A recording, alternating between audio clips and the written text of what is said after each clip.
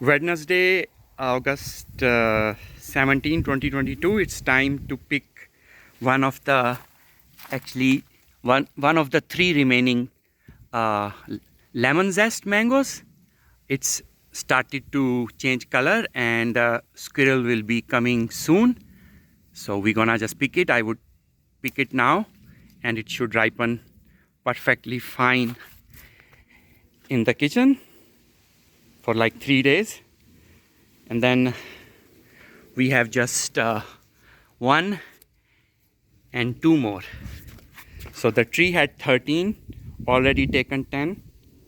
So looking good. Very, very tasty mango. One of the best. Lemon zest. Thank you.